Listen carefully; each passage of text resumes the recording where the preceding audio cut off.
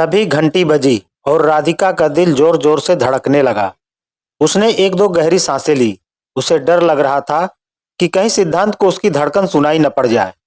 उम्र के इस पड़ाव पर भी उसकी हालत बिल्कुल नव यौवना जैसी हो रही थी और एहसास प्रथम मिलन जैसा था। राधिका को पलंग के सिरहाने पर सिर टिकाकर सिसकते हुए न जाने कितनी देर हो चुकी थी।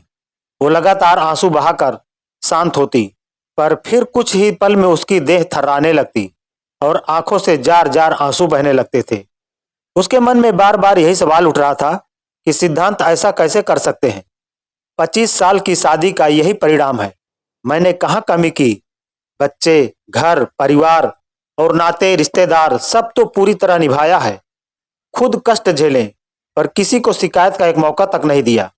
और आज जब बच्चे बड़े होकर अपने अपने जीवन में व्यस्त हो गए हैं और मेरी गृहस्थी स्थिर हो गई है, तो फिर मेरे जीवन में यह भूचाल क्यों। मेरी पत्नी धर्म निभाने में कहाँ कमी रह गई थी कि सिद्धांत को इस उम्र में किसी और की जरूरत पड़ गई। छी, उसे तो सोचकर भी घृणा आ रही थी। पर उसने सब अपनी आंखों से देखा था। आंखों देखा तो गलत नहीं हो सकता न। फिर उसे लगता नहीं नहीं, सिद्धांत ऐसा नहीं कर सकते। वो तो मुझसे बेहद प्यार करते हैं। लेकिन बार बार वो दृश्य उसकी आंखों के सामने घूमने लगता और नेहा की झुकती पलकें और कपोलों की लाली सामने दिखाई देने लगती, तो एक बारगी अपमान और गुस्से से उसकी देह थर्राने लगती थी। नेहा की याद आते ही न चाहते हुए भी वो वर्तमान से अतीत में चली गई। उसने नेहा को पहली बार कॉलेज के कंपाउंड में देखा था। साधारण नए नक्श, दबी हुई रंगत, तेल लगे हुए बालों को कसकर चोटी में समेटे और पुराने स्टाइल का सलवार कमीज पहने सीनियर्स के बीच रुआसी खड़ी रैगिंग करवा रही थी। उसकी कपकपाती देह और बेबस आंखों ने राधिका के अंदर जाने कैसी भावना जगाई कि वह उस दिन खुद को रोक नहीं पाई और ढाल बनकर नेहा के सामने आकर खड़ी हो गई। अनजान होते हुए भी न जाने कौन से विश्वास के साथ वो भी उससे लिपट गई थी, मानो उनका जन्मों का रिश्ता हो। उस दिन अंकुरित हुई राधिका और नेहा की दोस्ती धीरे धीरे परवान चढ़ने लगी। सभी उन्हें सहेलियां नहीं, बहनें ही समझती थी। जहां नेहा साधारण सकल सूरत की निम्न परिवार से थी, वहीं राधिका का परिवार धनाढ्य था। पर यह अंतर कभी उनकी दोस्ती के बीच नहीं आया, बल्कि राधिका के साथ ने नेहा को ग्रूम करके निखार दिया था। समय आने पर दोनों की शादियां अच्छे घरों में हो गई, पर शादी के बाद की व्यस्तता का भी उनकी दोस्ती पर कोई प्रभाव नहीं पड़ा। उनकी दोस्ती हर बीतते दिन के साथ और गहरी होती गई। दोनों एक दूसरे की सुख दुख की साथी थी। पर आज पहली बार राधिका को लगा कि सब छलावा था। वो ठगी गई।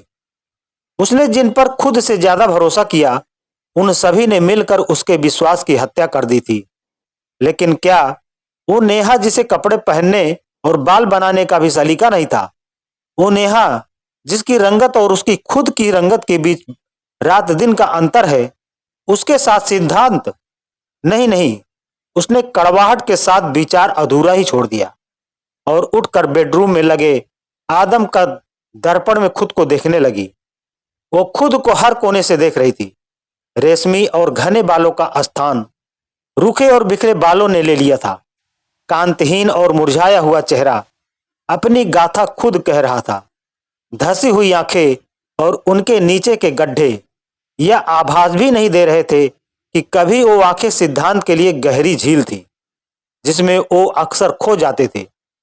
माथे और गले की लकीरें उम्र की गिनती बता रही थी।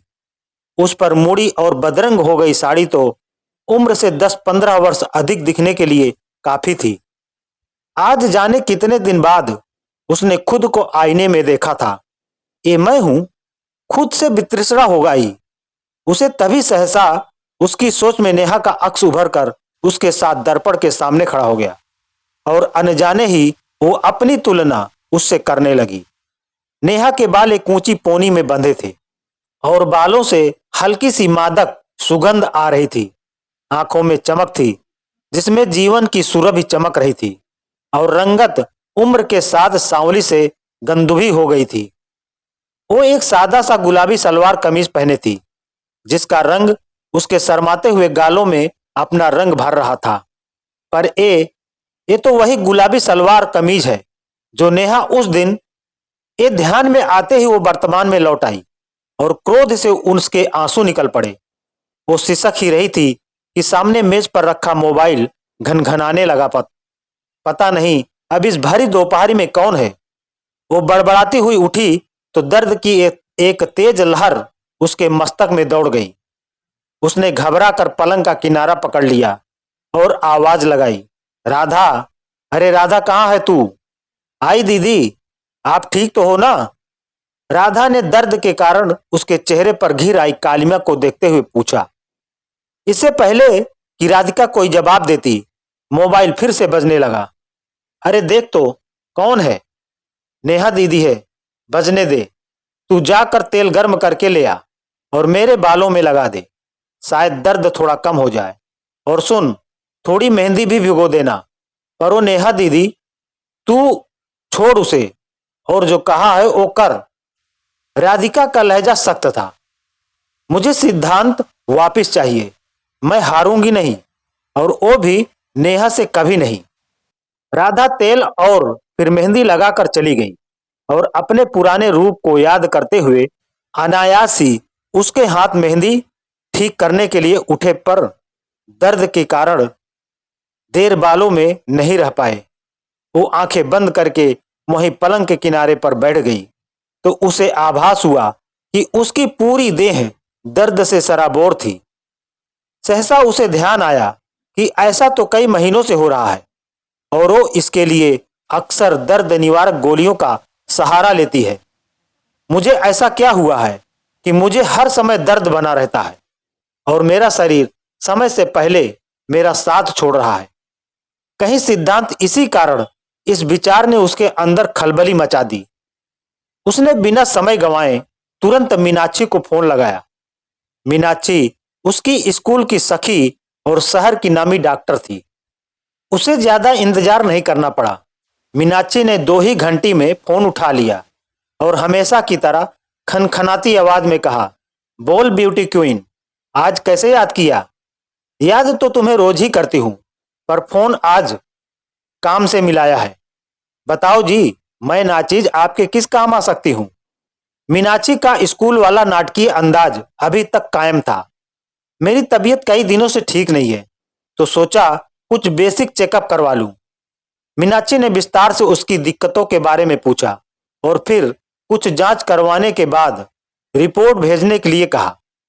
उसके बाद तो दोनों स्कूल की यादों में खो गईं। हिंदी की टीचर मिल्टन मैडम और फिर स्कूल भर में फैले राधिका की सुंदरता के किस्से और उन किस्सों के मजनुओं को याद करके दोनों बहुत देर तक हंसती रही। मीनाक्षी से बातें करके उसे बहुत हल्का लग रहा था। आज वो कई दिन बाद खुलकर हंसी थी। फोन रखने के बाद काफी देर तक उसे स्कूल के किस्से याद आते रहे और उनमें से कुछ तो आज भी उसकी रंगत को सुर्ख कर रहे थे। ऐसा ही एक किस्सा सोचकर वो मुस्कुरा रही थी कि राधा मेहंदी का कटोरा लेकर आ गई और वो बालों में मेहंदी लगवाकर अपनी पुरानी यादों में खोई हुई उठकर बाहर गार्डन में जाकर बैठ गई। मौसम बहुत अच्छा था और हल्की फुहार पड़ रही थी। ये फुहारें उसे शादी के बाद के दिनों में ले गई, जब वो और सिद्धांत दोनों साथ में भीगते थे। फिर एक गुलाब उसके गालों और होठों को सहलाते हुए उसकी गहन केश राशि में पिरो दिया करते थे और उस समय के उनके आंखों के मौन में निमंत्रण को याद कर उसकी पलकें झुक गई। फिर उसने उन लम्हों की खुमारी के साथ गुलाब की क्यारियों की तरफ देखा तो उसका दिल धक से रह गया। वो सारी क्यारियां लगभग सूख गई थी और सारे पौधे ठूंठ से खड़े थे। अपने फूलों की ऐसी हालत देखकर राधिका गुस्से से भर गई। फिर तो उसने आओ देखा न ताओ, अपने दर्द की परवाह किए बिना अपना पल्लू कमर में खोसकर पौधों की खुदाई और काट छांट में जुट गई। बीच बीच में दर्द की तेज लहरें उठती थी, पर सिद्धांत और नेहा के वो दृश्य याद आते ही क्रोध व नफरत दर्द पर हावी हो जाते थे। गार्डन की सफाई करते और नहा धोकर सब निपटाने तक शाम हो गई। घड़ी की ओर देखते हुए बालों से तौलिया निकालकर उन्हें झटकते हुए दर्पण के सामने खड़ी हुई। तो खुद में आए परिवर्तन से हैरान थी। बाल तेल और मेहंदी लगने से नरम और जीवन युक्त लग रहे थे। चेहरा गार्डन में की गई मेहनत से खिल गया था और गालों पर हल्की सी लालिमा झलक रही थी। वो मुस्कुरा दी और चाय लेकर झूले पर बैठ गई। उसका शरीर और मन आज दोनों ही शांत व हल्के थे, पर बीच बीच में सिद्धांत और नेहा याद आते तो मन कसैला हो जाता था। वो अपने वर्तमान और अतीत के बीच सामंजस्य बैठा ही रही थी कि राधा खाना लेकर आ गई। खाने में सिर्फ खिचड़ी ही थी, पर आज कई दिन बाद उसे खाने में स्वाद आ रहा था। अगले दिन उसकी नींद जल्दी ही खुल गई। उसने खिड़कियों से भरे पर्दे हटाए और चाय का कप लिए गुनगुनाते हुए मोबाइल खोला तो पहला संदेश मीनाक्षी का ही था कि सभी रिपोर्ट्स ठीक हैं, बस कुछ सप्लीमेंट्स की जरूरत है जिनके नाम वो भेज रही है। मीनाक्षी को धन्यवाद का संदेश भेजकर उसने दवाइयां मंगवाई और फिर चेहरे पर उपटन लगाकर नहाने चली गई। नहाने के बाद जब सूती आसमानी साड़ी में खुद को सजाकर दर्पण में देखा तो उसके मुंह से अनायास निकल गया, वो मेरी बराबरी करेगी। उसका आत्मविश्वास लौटाया था। उसने अपनी दिनचर्या पूरी तरह बदल डाली और अपना पूरा समय अपने और अपने घर के रखरखाव में विभाजित कर दिया। उसी की तरह घर को भी केवल उसी की जरूरत थी और दोनों को जब वो मिलने लगा तो दोनों की रंगत बदल गई। आज सिद्धांत 15 दिन बाद लौटने वाले थे। राधिका का दिल सुबह से ही तेज धड़क रहा था। ऐसा लग रहा था कि उसकी किसी परीक्षा का परिणाम आने वाला है। वो सुबह जल्दी ही उठ गई। उसने बाल धोकर सुखाए और फिर उन्हें ढीले से जूड़े में समेट लिया। माथे पर छोटी सी लाल बिंदिया और कानों में छोटे छोटे झुमके और आंखों में काजल की रेखा खींचकर पलकों को झपकाया। फिर एक बार खुद को दर्पण में निहारा। नॉट बैड, ठीक ही लग रही हो राधिका, वो मुस्कुराते हुए खुद से कह रही थी। मेकअप तो हो गया, जरा कपड़े भी चुन लूं। मन ही मन ये बोलते हुए उसने एक धानी रंग की साड़ी निकाली और उसे अपने कंधे पर रखकर देखने लगी कि उसे आईने में अपने साथ नेहा का अक्स उभरता दिखाई देने लगा। उसका उस गुलाबी सलवार कमीज में गुलाब सा सुर्ख हुआ चेहरा उसे अंदर तक छलनी कर गया। उसे याद आया कि उसने कितने प्यार से वो एक जैसे 2 गुलाबी सलवार कमीज खरीदे थे। उसने कुछ सोचकर वो साड़ी वापस रख दी और अपने लिए भी वैसा ही गुलाबी सलवार कमीज निकाल लिया। फिर एक बार पूरी तरह तैयार होकर गुलाबी दुपट्टे को कंधे पर लपेटा तो उसका गुलाबी रंग उसके चेहरे के साथ एक रूप सा लगने लगा। वो खुद को देखकर हैरान थी। केवल एक पखवाड़े की नियमित देखभाल ने उसका रंग रूप बदल दिया था। तभी घंटी बजी और उसका दिल जोर जोर से धड़कने लगा। उसने 1-2 गहरी सांसें भी ली। उसे डर लग रहा था कि कहीं सिद्धांत को उसकी धड़कन सुनाई न पड़ जाए।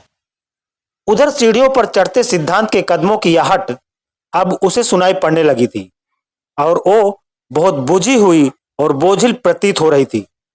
पर वो जानती थी कि आज अगर उसका परीक्षा परिणाम अनुकूल रहा तो स्थिति बदल जाएगी। सिद्धांत जब कमरे में आए तो उनकी तरफ राधिका की पीठ थी। अब तबीयत कैसी है तुम्हारी? सिद्धांत ने थकी हुई आवाज में पूछा।